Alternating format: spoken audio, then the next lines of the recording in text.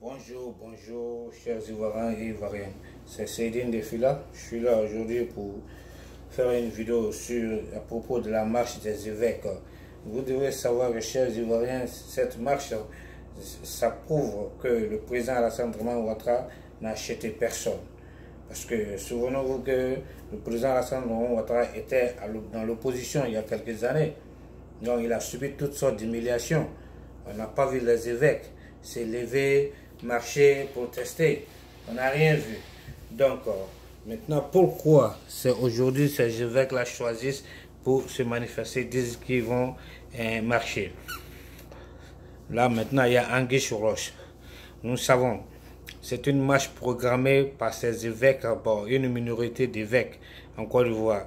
C'est de la pure manipulation de M. Soro Guillaume et les opposants des partis politiques.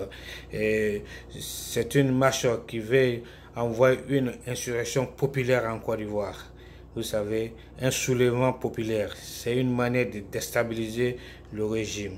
Parce que quand nous savons que M. Soro et les opposants, ils ont tenté par tous les moyens pour déstabiliser ce régime, ils n'ont pas pu. Maintenant, leur dernier recours, c'est ces religieux-là qu'ils utilisent, qu'ils veulent utiliser pour déstabiliser notre pays.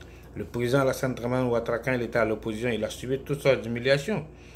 Le corps de sa mère a été déterré, jeté sur la place publique. Ça, c'est une humiliation. Personne ne va accepter ça. Mais il n'a rien dit. On l'a humilié. On n'a pas vu les évêques se lever, protester, marcher. Ils n'ont rien fait. Donc, vous voyez, cela veut dire que ces évêques-là sont manipulés. Leur conscience a été achetée. Leur intégrité morale a été achetée. Ce qui n'est pas normal. La religion doit être juste, honnête, et faire. Mais c'est pas ça qu'ils sont en train de faire. Parce que je vous dis que c'est une partie des chrétiens corrompus, achetés et manipulés par M. Soro et les opposants des partis politiques. Alors, moi, je signe et je persiste aujourd'hui que cette marche doit être interdite. Sinon, ça sera le naufrage total, le chaos total en Côte d'Ivoire. Ça va envoyer notre guerre. Il faut l'interdire. Parce que quand la religion commence à s'interférer dans la politique, ça devient alors une radicalisation. Et c'est ce qui est en train de se préparer comme ça. Donc il faut l'interdire. Parce que sachez que à l'approche des élections de 2020, le père fondateur, la terre de feu Félix Houphouët-Boigny commence à avoir des turbulences, a commencé à afficher un climat d'incertitude. C'est-à-dire, et c'est en ce moment que ces prêtres-là choisissent pour envoyer le pays vers une autre guerre. Cela est grave, c'est immoral. C'est vraiment immoral. Ils veulent plonger le pays vers une autre insurrection populaire, envoyer une autre guerre meurtrière, avec la complicité peut-être de M. Soro Guillaume et des opposants des partis politiques. Ce qui n'est pas admissible. Il faut qu'on regarde ça, parce que le président Ouattara a toujours appelé M. Soro mon fils. Mais comment un fils maintenant peut changer d'idée, dire qu'il faut forcément, moi je renverse mon père? Il faut être patient. Tu dois être patient. La politique, c'est la patience. S'il est patient, quand le père va quitter, le roi va quitter, le fils doit prendre la place du roi. On doit être patient. Mais où est la patience de M. Soro Guillaume? Et comment il veut renverser son père? Par quel moyen? Par les armes. Il a choisi le chemin des armes. Non, c'est pas normal. Ce n'est pas normal. Et c'est ce chemin-là que nous déplorons, pas par la force. Bon, quand on sait que Soro c'est un rebelle restera toujours un rebelle. Un rebelle qui se veut roi. Dites à Soro d'arrêter de faire des coups d'État et choisir la voie des urnes. C'est ce que nous voulons. Parce que, comme j'ai dit, la politique demande toujours de la patience. Il faut être patient. tous les présidents qui ont passé après Félix Houphouët, ils ont été patients. Pourquoi lui ne veut pas être patient? Ah, c'est ça le problème. On dirait qu'il va vite, il est parti trop vite. C'est ce qui lui a coûté ce mandat d'arrêt international. Voilà. Maintenant, où est Soro? Où est Soro? Il fuit maintenant. C'est un fuyard. Pourquoi il fuit? M. Soro, c'est un fuyard. Dites à M. Soro de se présenter devant la justice s'il ne se reproche rien. S'il ne se reproche rien, qu'il se présente devant la justice, hein, au lieu de fuir, au lieu de se cacher. Parce que sinon, ils vont aller le prendre comme un rat dans un rat pourri, dans un trou. Hein, s'il se présente, on va régler ça à l'amiable. Le linge sale se lave en famille. Au lieu de passer avec l'échec de son coup d'État, maintenant, Soro essaie de manipuler les religieux pour pouvoir prendre le pouvoir maintenant par la force. Non, ça c'est la gourmandise du pouvoir. On ne peut pas faire ça. Il faut venir par les jeunes. Il faut venir, on va laver le linge sale en famille. C'est ce qui est mieux. Au lieu de passer par le coup de force et la violence, ça n'a pas d'importance. Nous, on veut la quiétude, mais en Côte d'Ivoire. Hein? Et c'est prêt d'essayer de supporter des gens comme ça qui veulent déstabiliser le pays avec des armes. Et ils choisissent automatiquement le côté, les propos des opposants. Et ils veulent dicter ça au gouvernement. Non, ça ne passe pas comme ça. Une religion, ce n'est pas un parti politique en Côte d'Ivoire. Donc, quand le gouvernement prend ses responsabilités et interdit cette marche-là, les gens diront que c'est anticonstitutionnel. Oui, c'est mieux. C'est mieux parce qu'on aurait sauvé la vie des Ivoiriens. Et c'est mieux que de les laisser marcher et il y aura une confrontation, les gens vont s'affronter, ça sera le désordre, le chaos total. On va avoir des pertes de vie. Non, il faut arrêter, il faut interdire cette marche pour protéger la vie des Ivoiriens. C'est ce qui est très bien. Parce que moi, je crois que si on regarde Soro, Soro est un caméléon. M. Soro est un caméléon. Il aime changer de veste. Toujours. Parce que rappelez-vous que hier, c'est Soro qui demandait pardon aux Ivoiriens de tout ce qu'il a fait. Il veut la réconciliation. Il a demandé pardon aux Ivoiriens. En même temps, il était en train de préparer un coup d'État en bas. Vous voyez ça?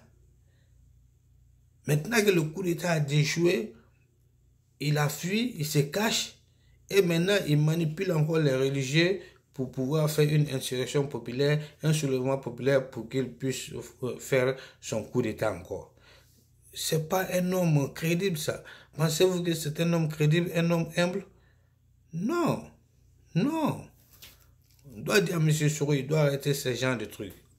Ok? Il n'est pas crédible, je vous le dis. C'est sûr.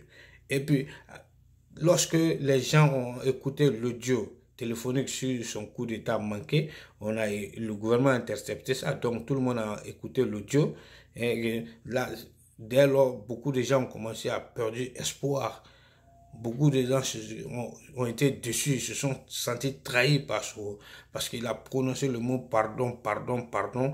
Et puis maintenant, quand on a écouté l'audio, on a été déçus, on s'est senti trahis. Hein? Il est en train de jouer avec la mémoire des Ivoiriens. Hein? On avait cru en lui. Mais et là, c'était mal connaître M. Soro. Quand on sait, un rebelle reste toujours un rebelle. Ça, c'est clair. Un rebelle reste toujours un rebelle. Oui, parce que tout le monde pensait que c'était une manipulation du gouvernement pour nuire Soro, pour l'arrêter, pour briser, pour ne pas qu'il soit candidat aux élections présidentielles. C'est ce qu'on pensait. Mais lorsque lui-même, son avocat Foussatou Bamba est venu confirmer que c'est bel et bien la voix de Soro, mais que la cassette date de 2017, qu'elle a la suite, le reste de l'audio, elle va venir montrer ça, et puis avec d'autres preuves, vous montrer l'innocence de Soro. Donc on a cru en eux aussi, en elle aussi, et on attend maintenant 1 mois, 2 mois, bientôt 2 mois, on ne voit rien. Donc, ce qui veut dire que M. Soro et ses avocats n'ont pas de preuves. Donc, ce qui veut dire que le coup d'État, là, c'était vrai. Et puis, cela dit que l'audio, là, c'est pas 2017, c'est 2019. Ils sont en train de mentir. Sinon, pourquoi attendre 2 mois maintenant, on ne voit rien. On n'a rien vu. Donc, ils n'ont pas de preuves. Le coup d'État, c'était vrai, alors. Voilà. Donc, qu'il arrête ces genres de coup d'État, tout ça, on n'a plus le temps de cela. Tu as vu? Alors, parce que maintenant, il veut à tout prix déstabiliser le pouvoir. Donc, sa nouvelle stratégie, maintenant, c'est passer par les religieux et certains religieux qu'il a corrompus, manipulés pour réussir à faire son coup d'état encore. Ah, et il est en train de jouer avec nous, mais on le voit venir. On le voit venir. Donc, dites à ces religieux de rester dans leur église, s'occuper de leurs fidèles. Okay? Parce qu'actuellement, M. Soro doit s'asseoir, réfléchir et revenir à la raison. Il peut demander, abandonner, il doit abandonner ses idées de faire des coups d'État, de déstabiliser le pays. Il doit abandonner ces idées-là et puis maintenant demander peut-être pardon au président de la République, Alassane Ouattara qui est son père, et demander le vrai pardon sincère à la population ivoirienne. Et puis on va régler le problème à l'amiable, en famille. C'est mieux, le linge sale se lave en famille. Parce que Soro sache que ce temps de faire des coups d'État, de déstabilisation est révolu. On n'a plus ce temps encore. Nous, on veut la quiétude, on veut la tranquillité. Nous, on a nos familles là-bas. Donc, on ne veut pas toujours écouter des coups de canon. On n'a plus ce temps-là. Donc, qu'il arrête de faire ça. Il doit choisir le bon chemin. C'est normal. C'est-à-dire la voie des urnes. Parce que la vraie démocratie, c'est ce que nous, on veut. Voilà. Donc, ou bien M. Soro, il a peur d'aller aux urnes, ou bien quoi? Parce que s'il a peur d'aller aux urnes qu'il nous dise, ou bien M. Soro ne croit-il pas à sa popularité encore? Parce qu'il a dit qu'il est populaire, il est aimé par les Ivoiriens, et ses fans, ses partisans, les Soro disent qu'il est populaire, donc le pouvoir a peur de lui. Donc, va par la voie des urnes.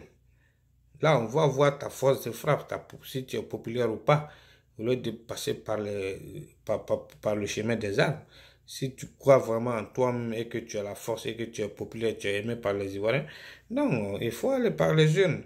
Il faut oublier le chemin des armes. C'est tout ce que nous on demande. Voilà. Parce que tes partisans disent que tu es populaire. Donc montre-nous ta force de frappe, ta force de la popularité. Ce que tu vaux, c'est ce qu'on veut, par la voie des urnes. Voilà, pas par les armes. Parce que, quand on regarde, on sait que Soro, il a eu beaucoup de chance. Babo l'a amnistié ici. Bon, beaucoup de gens n'étaient pas d'accord, mais Babo l'a fait, il l'a amnistié. Après, il lui a nommé Premier ministre, il a eu des postes. Le président Ouattara est venu. L'affaire du Burkina, le président Ouattara t'a protégé. Le soulèvement à Bouaké, en 2017, le président Ouattara a toujours protégé M. Soro. Et il t'a même nommé Premier ministre président de l'Assemblée. Donc, tu ne vas pas avoir cette chance-là dans beaucoup de pays. Mais toi, tu as eu cette chance-là. Avec tout ça, qu'est-ce que vous voulez encore? Il faut rester humble, il faut rester calme. Et il ne faut pas danser plus vite que la musique. La politique, c'est la patience, M. Soro. Attendez, restez calme, vous êtes encore jeune. Bon, dans ces conditions, vous vous mettez dans des problèmes. Maintenant, vous avez fui, vous vous cachez et on a arrêté vos partisans, vos frères, ils sont tous en prison maintenant. Bon, vous les avez mis dans des problèmes. C'est pas sérieux. Parce qu'il y a un problème qui est là. Il faut que M. Soro sache que le président Alassane Ouattara n'est pas Babo ni Bédié. Lui n'amnistie pas. Le président Ouattara n'amnistie pas les gens comme ça. Les faiseurs de coups d'État. Tu vois, le président Alassane Ouattara, lui, c'est les mandats d'arrêt international, les gels des fonds, la confiscation des maisons, tu as vu, arrestation des frères, des parents. Donc, lui, le président Ouattara, lui, c'est ça. Lui, n'est pas là pour s'amuser. Donc, ça fait rire, mais bon, on ne doit pas rire. Le président Ouattara, lui, c'est ça. C'est le mandat d'arrêt.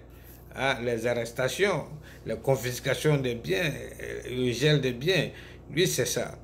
Donc, lui n'est pas comme le président Babo. Donc, il faut arrêter ces trucs-là.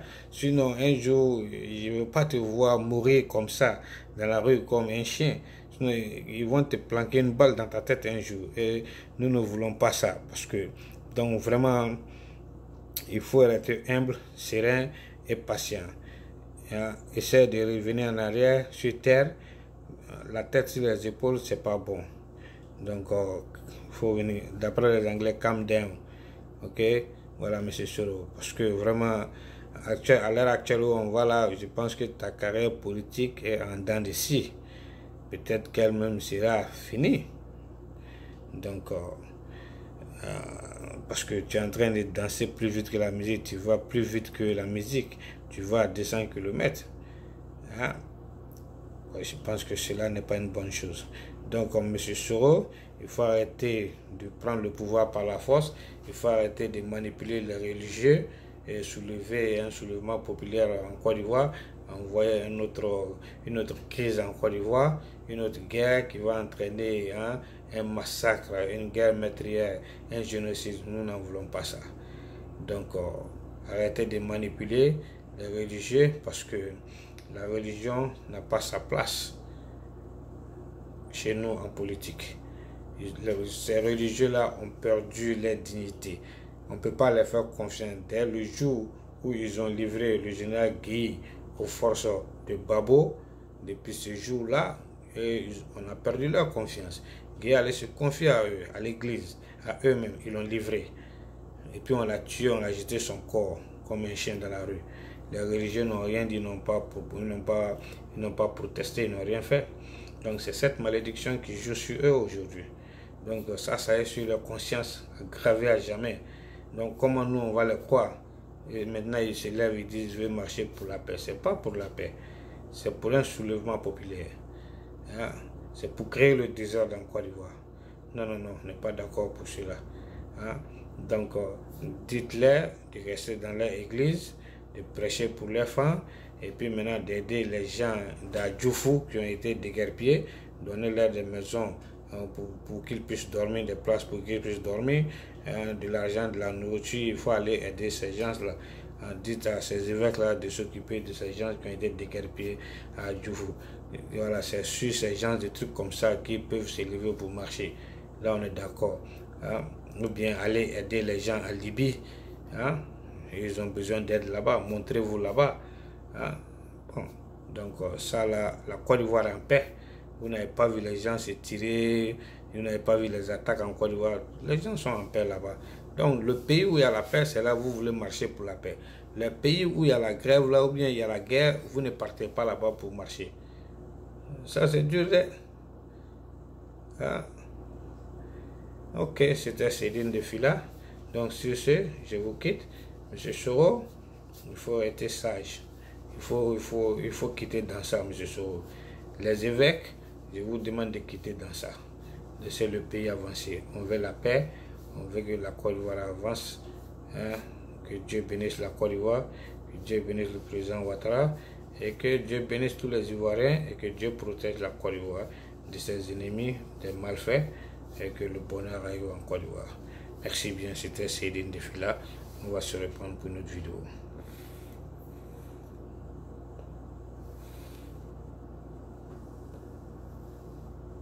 Bye bye.